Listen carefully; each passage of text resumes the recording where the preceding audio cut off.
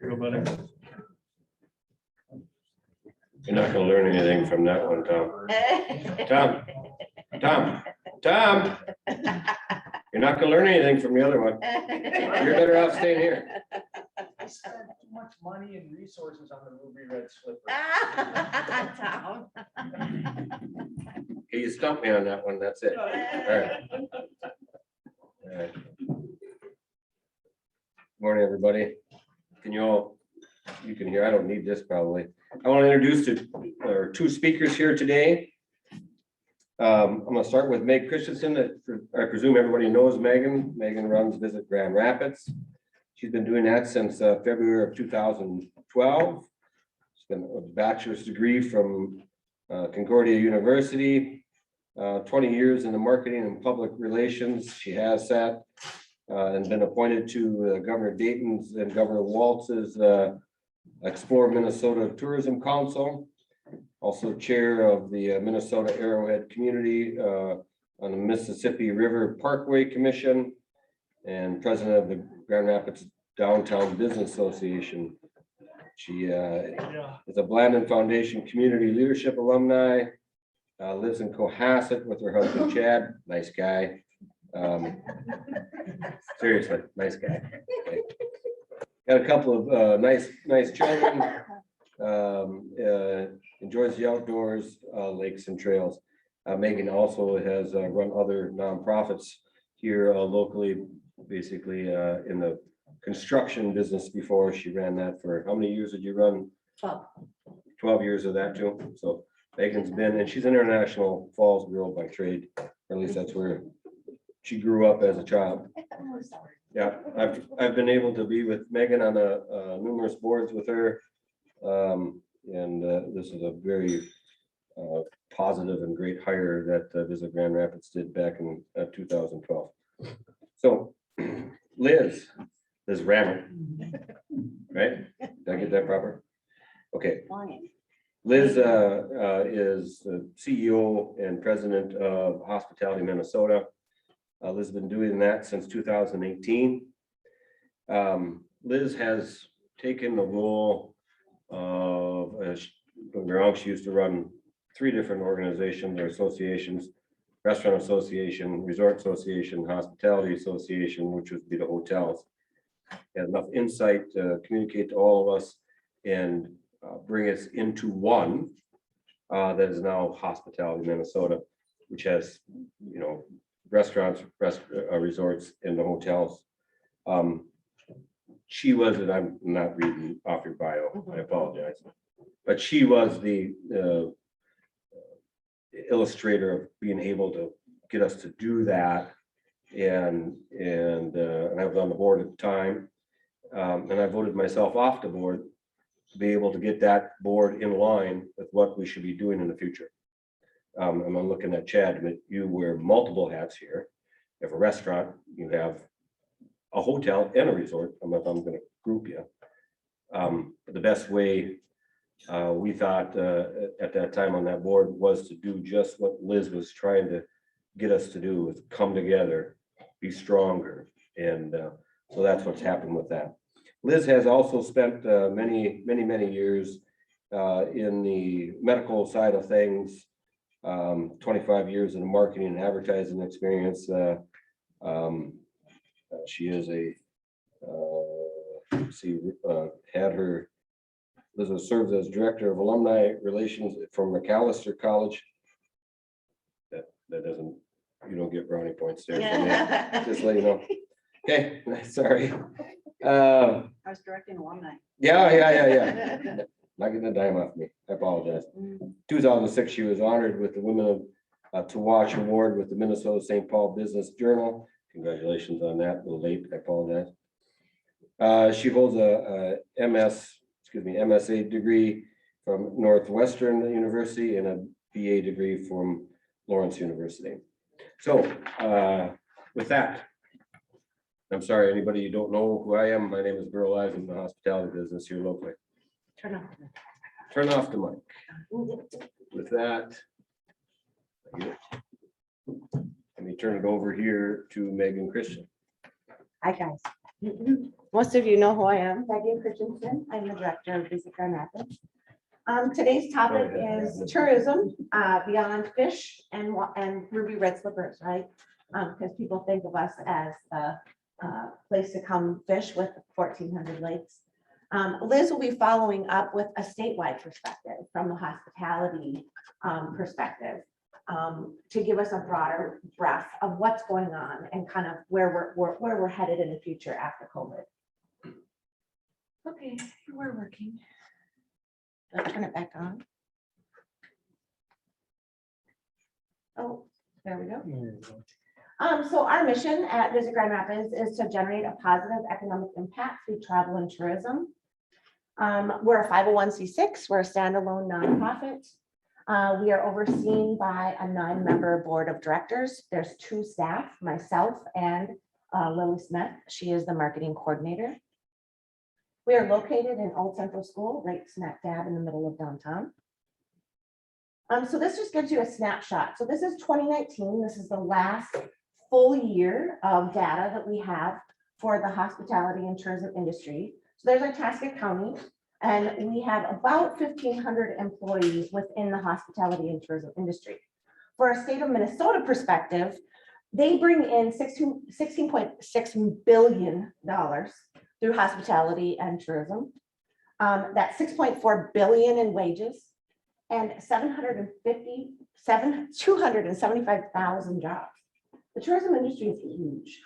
And I think so many times we take it for granted because it's just here. It's always going to be here, right? And I think that the big picture here is for every dollar that we spend on marketing and promotion to attract people here, $18 is a return on investment.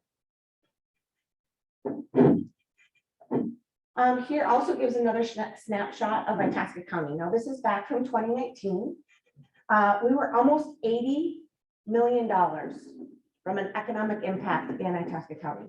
Is this, I must be scratching on something, I apologize. So you can see what the taxes were, over 5 million, and then that $1,500 employee.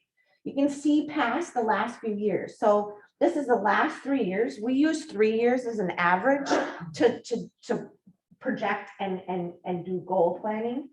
I don't know after COVID if that's necessarily the way to look at things, right? We need to think outside the box and think differently. But 2019, we were at that almost 80 million.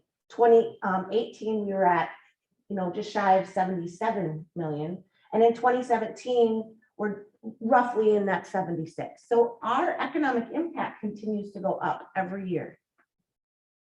So during COVID, what did we do? We reduced staff. So I was the only staff. All of our paid digital and paid ads were froze. We decided to take kind of a wait and see approach. And so the month of the middle of March till about the end of April, we kind of took a pause approach. We focused more on organic social media that was really about outdoor recreation because that's what we have. So we really focused on that and tried to stay out of the political environment of COVID. What we did is we created this open for business list. So we had a running list of what businesses were open in Itasca County, and we chose to start with restaurants because restaurants were one of the first that were shut down. And so we wanted to make sure that people knew who was open. What were they open for? Were they open for in-person, dining, or was it takeout? Was it, drive-through? What was it? So we had that. The Chamber of Commerce ran that list. We added a COVID page on our website to give updates. Are our businesses open for business? That was the biggest challenge, was people wanted to know what was open. Once I get there, who's open? Like, who's going to be able to service me? And then we made sure to update our photography and video. So it was up to date with COVID, masks on, right? Making sure that we had the signs that said, keep 6 feet apart. We made sure that people felt safe to come to our community. And then, here's kind of what happened during COVID for all of us, right? We responded. Our immediate response was change how we do things, right? have masks and images, make sure that we understand what the safe practices to do business. And then this recovery phase is kind of where we're at. This renew piece is the next phase of what's to come, right? And what does that look like? Okay, I'm just gonna play this for you. We created a video that was around the power of travel. And this came out of the US Travel Agency, does a National Travel and Tourism Week. Well, last year it was during COVID. And so really we focused on what is the power of travel for all of us and what does that mean?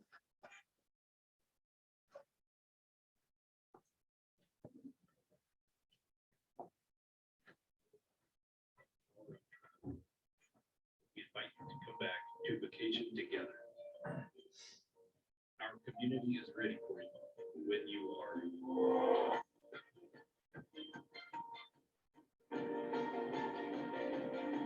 Reimagine travel to a rural upmark location in Minnesota's nature.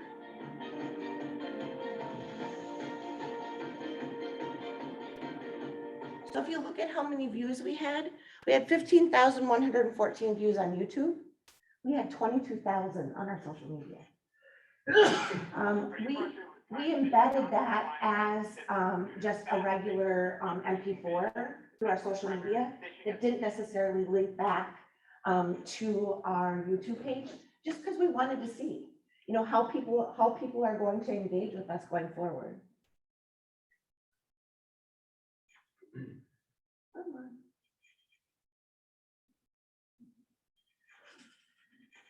There we go. Okay, so recovery strategy from COVID-19. So we had to pivot and I became a grant writer. We didn't know what the outcome was going to be. We're funded by lodging tax. So we didn't know how many people were going to be here. And so we had to pivot a little bit. So I wrote and secured over $350,000 in grants through the American Rescue Act, through the CARES Fund. IRRR was a matching grant for us. Glennon Foundation partnered with us on a few campaigns like the Edge of the Wilderness Video Mapping Project to highlight our scenic byways. We just partnered and collaborated with whoever was willing to do that with us. We created new online booking. So when you come to our website, you can now book direct off of our site to our lodging properties. That's kind of staying up to date with the mobile response of how people now book lodging. We had new advertising in new markets. So outdoor recreation was big, right? And outdoor news has millions of followers.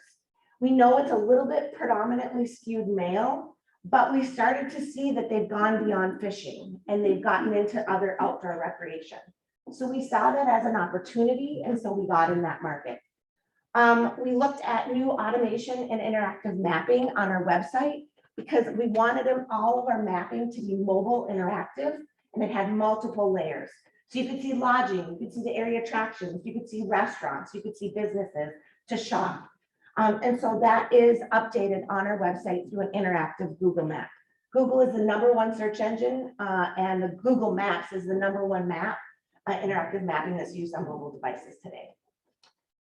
We conducted a Google audit of over 300 tourism and hospitality businesses through Miles Media.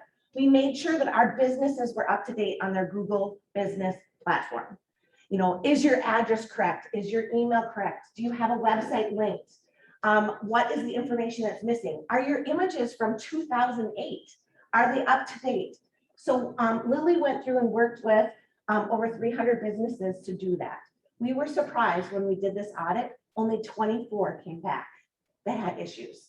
And we only had 2 that didn't have an image and didn't claim their Google business profile. And I know that we have gone through this. Remember, the chamber had done a focus on this several years ago to get multiple businesses up to date. Paula Frings had kind of led that, and we did that, and that was successful. And so that's kind of where we're at now, is just making sure that a few things, minor things, get updated. I hired a part-time staff. So Lily Smith, she was a part-time staff. She started with us as an intern. She's a University of Wisconsin Stout grad, and we grabbed her, and so now she has turned into a full-time marketing coordinator position. something that's not on this list is we outsource things that didn't make sense for us to have in-house anymore. So administrative responsibility, some bookkeeping, we outsourced that because it just wasn't a focus that we as staff needed to focus on. Our job is marketing, promotion, and advocacy on behalf of hospitality and tourism. We collaborated on 2 scenic byway projects. So Edge of the Wilderness Scenic Byway had a static map, right? Nobody wants static maps anymore. They want interactive, that they want them digitally, and they want them mobile friendly. So we worked with them. We worked with the Avenue of Pine Scenic Byways this year, and their project will be completed by December. So making sure that the information that we have available to our visitors is mobile friendly, is interactive, and is in a digital form. A lot of these pieces we also have in a printed form because our visitor profiles tend to skew a little bit older demographic. So we want to make sure we're living in both of those spaces. We invested in new photography and videography. We refilmed at 31 lodging properties that collect lodging tax on our behalf to make sure that we have the updated information and look and feel of what you're going to get when you come here. And then we purchased a visitor profile subscription through C-Source. And that's what this is. And this is really a game changer for us. We have never been able to afford big data before. Big data is like a 5,000 foot level. But now a mobile device, you can track people, you can track the demographics, who they are, how many people do we have coming to our community. You can see your in-state, out-of-state, you can see the last 3 years. You can see the demo target, so you can see that, 32.3% is that 25 to 34-year-olds. That surprised us. This is information from August of this year, so it's going to give you the last 3 years of August. This information now is shared with all of our lodging properties every month. We also do a dashboard to show them how we're doing on our digital advertising, our traditional advertising. You can see where people are coming from. So Minneapolis, Duluth Superior, when I started in 2012, made up 4% of the marketplace for tourism. It's number 2 on our list. They are making up about 12 to 14%. I do think that they are more day trip people. Well, here's what we're seeing since COVID. Think the last time you went to Duluth and what did you experience? Lots of people. Duluth is a happening place. There's lots of people in town, right? If you live there, you might not like that. You might not like going downtown or Canal Park where it's congested. People are seeking, like Duluth, because it is a metropolitan area for the north, right? They're seeking places that have similar things to what they have. Outdoor recreation, trails, lakes. We have that. Our resorts are seeing stronger numbers coming out of that Duluth Superior market. Here's another one that always surprises me, Fargo.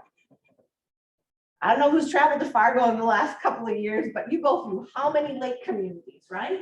It really shocks me that Fargo would be a number 3.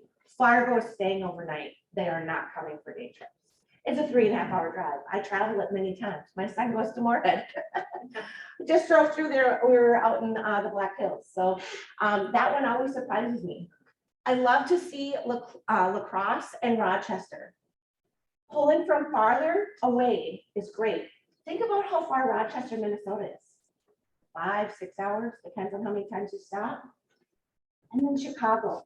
Chicago is our resort community that we have a lot of people come from Illinois for our resorts. A lot of people. I know that here at Sugar Lake, they have groups that come from Illinois. What my resorters are telling me is it's starting to fade a little bit. Here's why. Because my generation likes to go to different places. The generation before me like to come back year after year after year. Their kids don't have that same proposition yet. They like to go to different places. So Chicago is on our map for next year to do a stronger ad buy. We're going to do it digitally. Here's the other thing that's great about this company. So C-Source was bought out by Datify. Datify has this opportunity. We can buy ads direct through this. We can create lookalike audiences, or we can use our existing audience. Sometimes I like to play the devil's advocate and say, who's not coming here? Who's not showing up on our list? Let's market to them to get them here. But then we can also create lookalike audiences based on their demo targets. There's additional information that's available, but I'm not going to show it to you because it's data sensitive. I get credit card data, so I can find out what the income is of these people. I can find out what their education is. Lodging properties need to see this. The other thing that they're going to be able to tell me is now I can also see residents versus tourists. So now the city and county are partnering with us on year 2 and 3 of the subscription. We paid for year 1, they're paying for 2 and 3. They see this as an economic development opportunity. So IEDC will have access to this, GRETA will have access to this. So we talk about who is coming here, who is here, what it looks like, what is the buying power of not only our residents, but our visitors. I got to keep going here because I'm running out of time. So emerging trends to watch. Oh, go ahead. Can I just make a quick point? Yeah. If you can go back to that slide, do they do any demographics other than age? I mean, Income. Does it dig deeper on like nationality? things like that? So race is not something that we have on this one, but it is something they're at in January. Because one of the things we've just seen here locally at the resort is a huge shift in, white families with 2 kids. And part of that is because without question that, what is Minneapolis, St. Paul make up? Minneapolis, St. Paul is 84%. So 84%, that's kind of a big deal, right? And that demographic has changed dramatically, and we are seeing that in our guests here.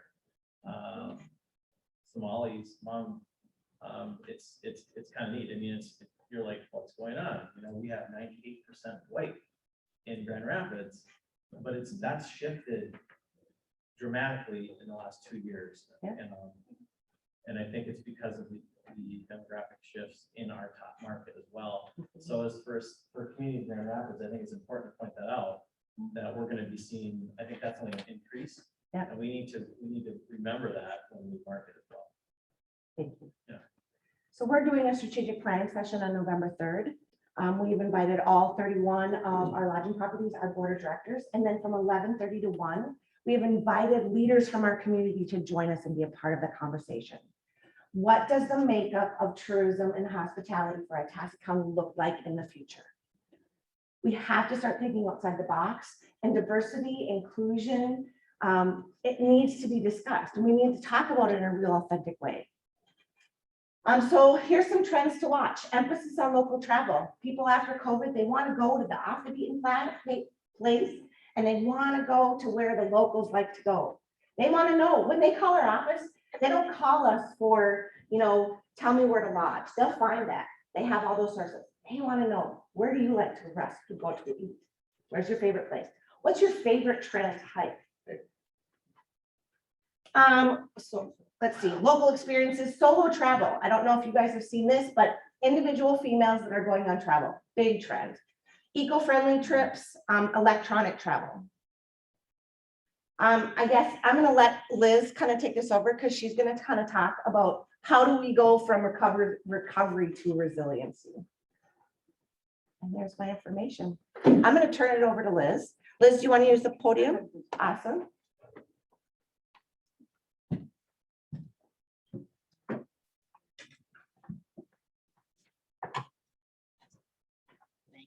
Sure. Yes. Good. Liz, before you start, Yes, sir. can I make a comment or two about Megan and your presentation? Yes. And for the rest of everybody here, 1,500 people work in the hospitality business in Itasca County. Except $80 million of economic stability here in Itasca County. I'll kind of give you an idea. Itasca County employs 437 people. Hospital's running about 500 right now. And 318 is running about 500 right now. So that's about the equal of same amount of the 1,500 market. Okay. Those three are probably the biggest employers in our area. Itasca County School District and the hospital. All three of them are nonprofit. don't pay any tax, no property tax. So just kind of something that you guys think about when I'm thinking about the 3 Ts in our county. You know, taconite, timber, and tourism. If we had to survive on tourism, 90% of you gotta go. There ain't no way we can, gotta have the other Ts to make our stuff work here, unless we get the 4th T, you know, some. All this, maybe it's not a 4th T, maybe it's anything else, you're gonna add other acronyms to it, but just want you guys to kind of understand how employment works, at least in our area. I haven't heard yet, being here for 2 days, them talk about tourism and the economics of tourism in our county. This is the first time I've heard it. So I've sat through a lot of them so far in the last 24 hours. Ain't heard one person talk about it. I'm looking at both of you two. Think about it. Okay. Off the soapbox. Sorry, Liz. Okay. Sorry, well, thank you for the invitation to join you today, and Megan, great to join you, and Burl.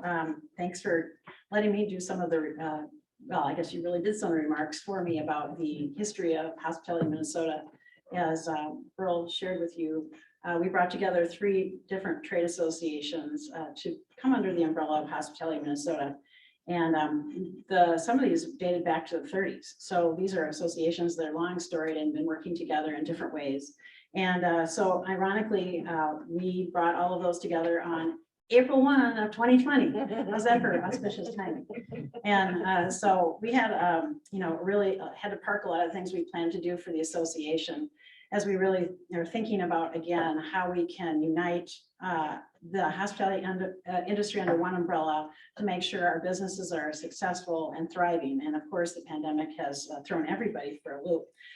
But now we are actually two organizations, the 501c6 Trade Association and a 501c3 charitable purpose organization, the Minnesota Hospitality Minnesota Education Foundation. And I'll talk a little bit about that later on. I know my time's a little short, so I will cruise. But you know, we all know this, right? 2020 turned out to be something that none of us really anticipated. You know, I think it's fair to say everybody saw the beginning of the year going gangbusters. And then of course the bottom fell out. And, you know, I think it's still very much a Rubik's Cube for many when they're trying to make all the colors line up. And we know that there's still hurdles ahead for many. This has been a challenge and continues to be so, and still many challenges ahead for parts of the hospitality industry throughout our state. And I was recently reading the Business Journal, and this quote really struck me to kind of put it in perspective from the president of Marriott. When we think about, you know, at 9/11, how disastrous that was and what it meant for, you know, the hospitality industry and the revenue per room available, down 15%. But then when you look at the financial crash of 2008, 25, but then you think all those things were terrible, but going down 90%, just like that. Again, the crash that happened and continued to smolder for many, many months and still is challenging for a lot of sectors of this industry. And, you know, so Megan really touched on a lot of this. You all know this as well. It's a huge driver of our industry, the sales tax in Minnesota. And so a lot of our advocacy efforts have been focused on making that point that the quicker we help these businesses recover, the quicker our whole Minnesota economy can recover. And we're still down 30,000 jobs in hospitality. And we know that that's not coming back quickly. Deed data shows us that 20,000 people left the industry after the first shutdown. And we have every reason to think that a lot of those people are not coming back. I think that's the biggest question, is where did everybody go? And we've been reading a lot about that. But when, you know, restaurants in particular were closed down for 249 days, people had to find other employment. And so that's another challenge that we're looking at. And as all of you are experiencing the labor shortage, you know, we had a great group of managers leave, you know, middle management and just leave the industry. And when you have that kind of experience walk out the door, it's a huge restart for so many of these businesses to try to find new people and get them trained up. And that's also a big challenge going forward.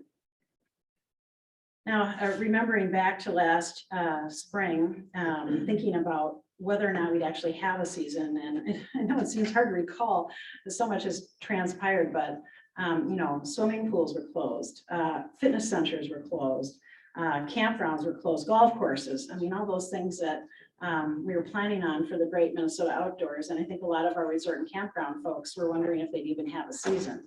And we weren't open for Memorial Weekend. And when you're only, when you're really looking at collecting your acorns over 100 days of summer, especially for those seasonal businesses, that was a huge challenge to wonder if there was going to be an opportunity to recoup that revenue. And, you know, again, it was a lot of angst, and a lot of frustration when, you know, we couldn't have RV campers and houseboats and things like that open when it's natural social distancing with those kinds of vehicles. And so with that, you know, we knew that there's a lot of changes happening, coming quickly to everybody, and a lot of resiliency in terms of the transition that people really had to make literally overnight. And I think we're all very used to now Zoom meetings and doing everything on your mobile phone. But when you think about it, hospitality is mostly an in-person experience. And when people come to your establishment, they want to have that, you know, interpersonal connectivity. And so having a lot of these businesses quickly move to, especially for restaurants, to try to figure out how they're going to transition to something that's all electronic was a huge challenge. And so we all went to really cashless, touchless technology, a lot of changes in point of sale systems for the restaurant and food service sector. You know, again, some of these businesses just weren't able to transition quickly enough. And we did lose a number of restaurants throughout the state that had to close permanently because, and sometimes it was related to the fact that their food obviously isn't a curbside takeout kind of opportunity either. I mean, who really wants to eat cold seafood or soggy French fries? Some of those things just don't travel well. And when you think about hotels, a lot of places were already transitioning to keyless entry. And now it's become a lot more of the norm where you can just use your mobile phone to let yourself into your hotel room. But again, the loss in that is huge because you can bypass the lobby, never a person to see. And that whole aspect of hospitality, especially for the hotelier who likes to interact with their guest, is gone. And so again, these are all things that quickly changed, and hotels in particular found themselves being extraordinarily creative. And some of them got the bright idea to create private dining rooms inside some of their hotel rooms. Again, thinking of the safety protocols that were in place for social distancing and capacity limits, this was a brilliant way that they could reposition their rooms for people to come and stay and also work from their rooms, as everybody discovered remote work was something that they had to be able to do. And then as we looked at this year, you know, everybody with the restrictions being lifted at the end of May, the very pesky fly here, you know, everybody thought this would be the summer to recover.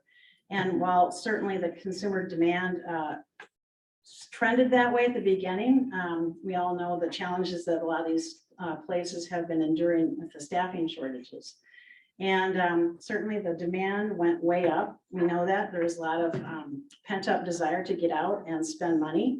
And we know that, again, some of the work that we do with Explore Minnesota Tourism on a quarterly survey, along with the Minneapolis Federal Reserve Bank, we see that the conditions were improving. And this is from a survey that we did in August, and you can see the data here showing that a big transition was happening as people were really, again, out traveling, especially the leisure travel, with again, a really gratifying number there, seeing that 60% of hotels reported their financial health was improving, when previously we'd seen a lot more really desperate data about solvency concerns and the like.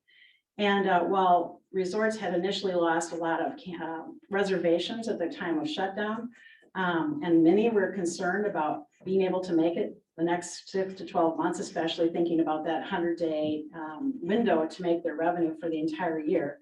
That was a really great number to see that, again, that completely turned around this year, to be able to say that they had many banner years and seen better sales than they'd ever seen before. And also, I think very importantly, able to fill in with new guests that when those cancellations came in, and that was very damaging at the beginning of the season, they had new guests fill in those spots that now were exposed to those properties and now starting to come back to those resorts and campgrounds. So that was a good development, as well as the ability to fill in some of the shoulder seasons, which has been notoriously challenging for some of those in the resort and the hotel business. So that's been a really good trend and turnaround for those folks. And while the Canadian border closure was certainly really damaging for a lot of businesses, there's a lot of businesses here on this side of the border that really took advantage of that. And were able to fill in spots again with new guests that had never been to their property before and plan to come back and maybe not go back to Canada from their usual plans. So, you know, again, while we see things looking up, there's certainly leisure travel was again something that's really important in this sector, but so is corporate travel. And that's another challenge for a lot of folks, especially in the urban cores, where they're really reliant on convention business and other kinds of events. And until we see that coming along, we know that those areas are still going to be impacted negatively. And again, with all the good stuff, there's still a lot to be concerned with. And I think it was really startling for us when we looked at the data coming from our survey and finding that even as conditions were improving, still over 50% of our restaurants still were concerned about bankruptcy. And that's a huge concern for us going forward, especially now that we have the Delta variant and some of the question marks about what the winter might bring to some of these locations and what's ahead. We all know the labor availability is a huge challenge for all industries, not just hospitality. And really a lot of the staffing shortages impacting these businesses. We know that from the National Restaurant Association data in particular, 78% of restaurant operators don't have enough staff to support current demand. And so that's a staggering number. And again, trying to figure out how you balance all these new confluences that are coming at you. And inflation, the cost of food going way up, ability to get your products. We talked to our board members. We had a board meeting yesterday, and one of our board members from Ecolab stated, you know, the manufacturing, the product is not an issue. It's getting drivers and getting the product to our customers. We can't find drivers, and we've all heard that. That's been in the news a lot lately, that there just isn't the personnel to be able to move and transport this stuff around, or it's sitting out on the harbor somewhere waiting to be delivered. So the other piece of this, of course, is the tricky part of whether or not you pass those price increases along your customers, and it depends on your industry sector. We know that only about 5% of restaurants are choosing to do that because they have to worry about their competitors down the street, whether or not they are going to do the same thing, and then how that will play. And I think as long as the inflation figure continues, we're going to see more and more inflation on menu prices and room rates and all the other things that go with that. This is a data point that we asked for the first time at our survey this last August about debt. We suspected that this would be quite illuminative, and it was. When you see 62% of our food service businesses had to take on additional debts just to make it through COVID. And, you know, and that's even with all the PPP programs and the Restaurant Revitalization Fund and others.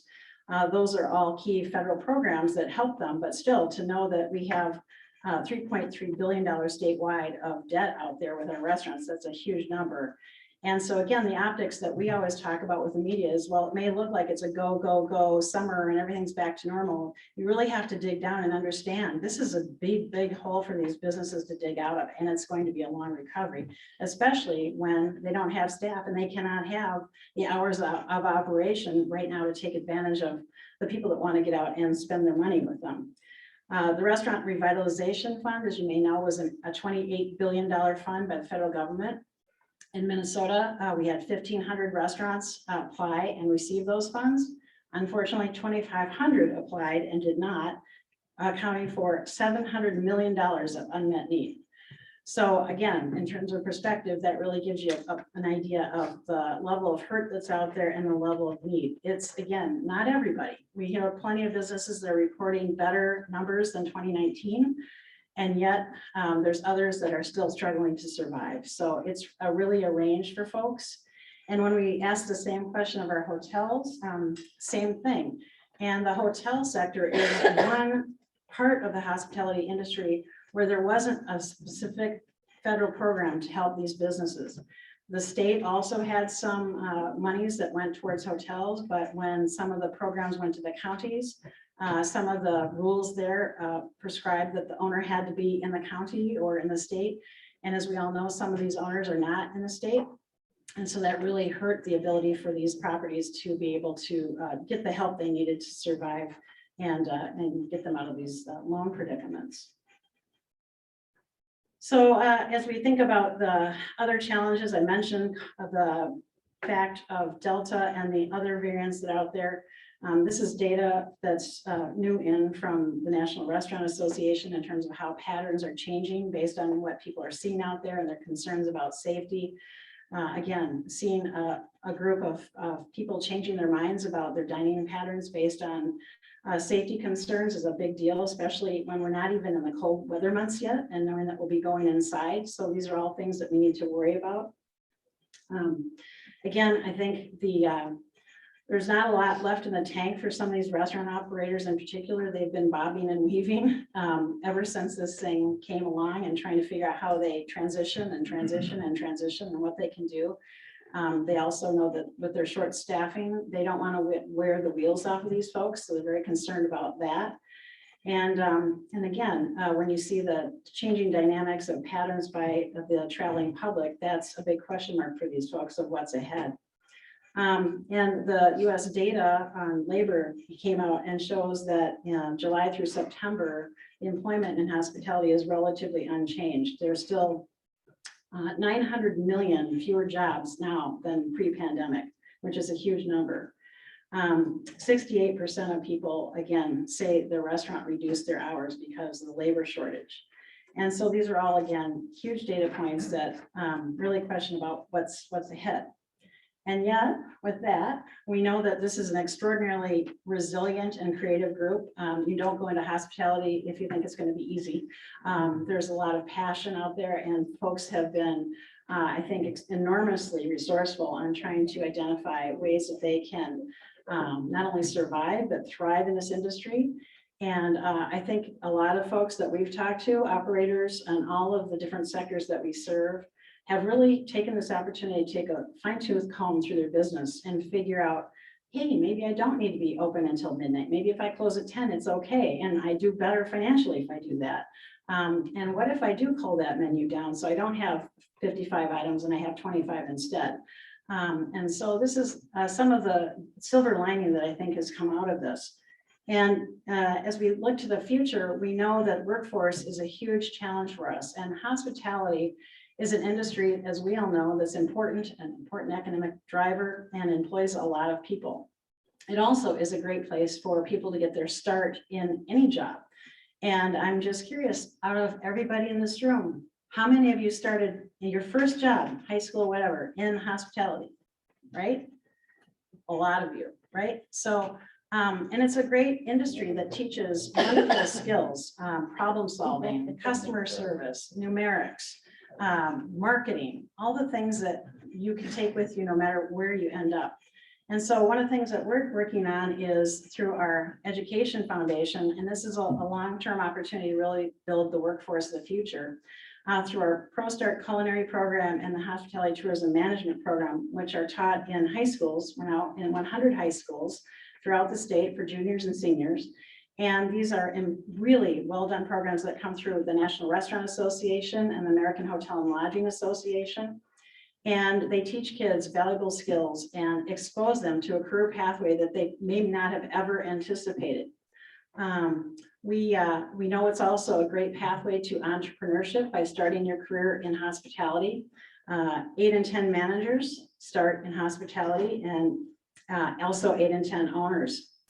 So in terms of really kind of leveraging the new trend of students interested in entrepreneurship, hospitality offers a great pathway for that.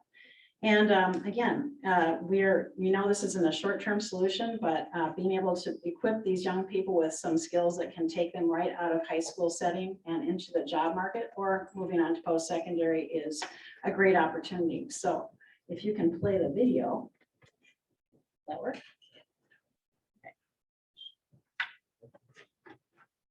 Just a couple minutes of it. I didn't know I could have a profession cooking. So What is Hospitality Minnesota Education Foundation? The mission of Hospitality Minnesota Education Foundation, HMEF, is to educate and develop future employees and leaders for our industry and to promote hospitality as an industry of great opportunity. ProStars and programs like this are the future of the restaurant industry, of the hotel industry, of the resort industry. This is where our people are going to come from.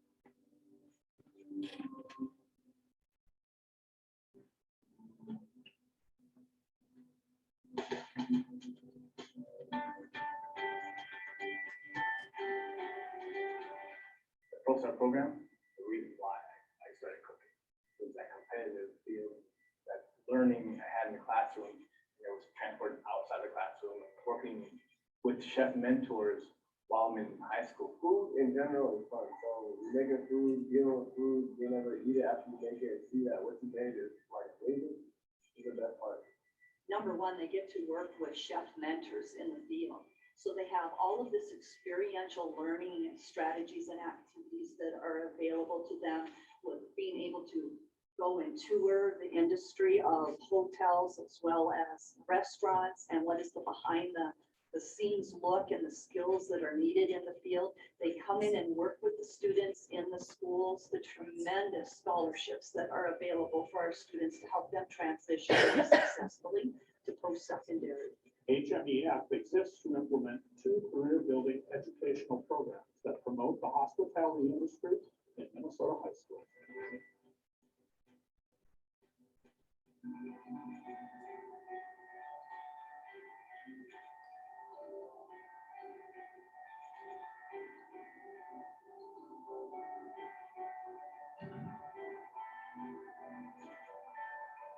Hospitality and tourism industry is a major economic driver in Minnesota, yet finding qualified candidates can often be a challenge. It's estimated over the next 8 years that this industry will add over 3 million new jobs. The Hospitality and Tourism Management Program provides students with the knowledge and the skills needed to compete for jobs, and it's really exciting career pathway. There's room at the table for every single person to find their niche. And it's really exciting to be able to work with high school. Because of time, we'll cut that short, but I hope that gives you a little preview of what and how robust these programs are. Again, those are the actual students preparing that kind of level of food. And again, the students that are learning how to run a hotel and property manage and all the different components that go with us, put together a business plan. It's really extraordinary to see what these young people in high school are exposed to and able to do. And so I have some information at the table here if you're interested, with the list of schools and a little one pager about this program. But we'd love to see it in this area, because in greater Minnesota, we know how it's difficult to find students. It's difficult to find summer help, J-1 visa, H-2Bs, all of those have been difficult because of COVID. So we know this is a long-term solution for this industry, and we're delighted that we've also received a $250,000 grant from the state of Minnesota to grow this program this next year. So that's exciting, and we are on the move with that. Just a quick thing, you may have seen this on the news, but there's robots out there now busing food from table to table. That could be a trend of the future. Reportedly is $4 an hour, so that's something that's fun and maybe something to consider. Again, kind of thinking about what's ahead in terms of tech. Driving a lot of this. We know that 50% of folks look at a restaurant online before they ever go there. Some of the millennials will choose to go to a place if they have alcohol to go. That's not in this state because it's not allowed after the emergency powers expired, but that's another revenue solution that we looked at, and we really advocated for at the state legislature to make that happen. And we know that bills can go up by 5 to 10% in terms of revenue profit when there's alcohol to go that can be included with a meal on premise. We all know that everybody was clamoring for outdoor dining, and a lot of places partnered with communities to expand patios out on the streets and sidewalks and so forth. And that's another huge driver, as well as off-premises dining is not going to go away anytime soon. And so there's obviously a lot of trends afoot. It's again, an extraordinarily challenging time, but an exciting time, I think, for this industry as we think about how it recovers and some of the lessons learned over the course of the pandemic. And I think too, with an association like ours, you're talking out in the hallway, when you have the opportunity to bring together resorters, campground people, event catering people, outfitters, the hotel folks, motels, B&Bs, and all the broad range of food service under one tent. They're all facing many of the same challenges, and to be able to look at through the lens of one of their colleagues and understand how they're addressing an issue and thinking, I never thought of it that way. Gosh, I learned a lot, and how can I apply that to my business? And so that's what we're working at very hard at Hospitality Minnesota, is making sure that we're an essential business resource for our members and making sure that they connect with one another and find those resources through us, and to be able to survive and ultimately thrive as we move to the other side of the pandemic. And so thank you for your time today. I really appreciate it. And I'm happy to answer any questions. And again, I do have some information about the foundation if you're interested. Yeah. During the last, not this last, one, but some of the before, I had been out at the Timberwolf in Marcel, and I found that they had a really kind of unique take where they would do a family meal before, people coming up to their cabins, where they do a big pan lasagna, thing of salad, and blah, blah, blah. Have you seen that kind of as a trend where restaurants doing takeout aren't making individual meals, but maybe doing something family style? Yeah, I don't have it in this slide deck, but meal kits, and that's kind of what you're talking about. I think a lot of, especially the metro restaurants, really embrace that idea, where they would have components of a meal and you could take that off site and then create the quality of that experience with your family. And so I think that's another trend that's going to stick around for quite a while, because again, some of our restaurants discovered that some of these challenges are opportunities, because during Mother's Day, Christmas, Thanksgiving, where they have limited capacity in their restaurant, more than they could handle with reservations, that's a way that they can have additional revenue that goes off site that, they wouldn't be able to come inside to dine. So. Yeah. This is actually more of a statement to add to Burl's statement. I've been in marketing for 7 years.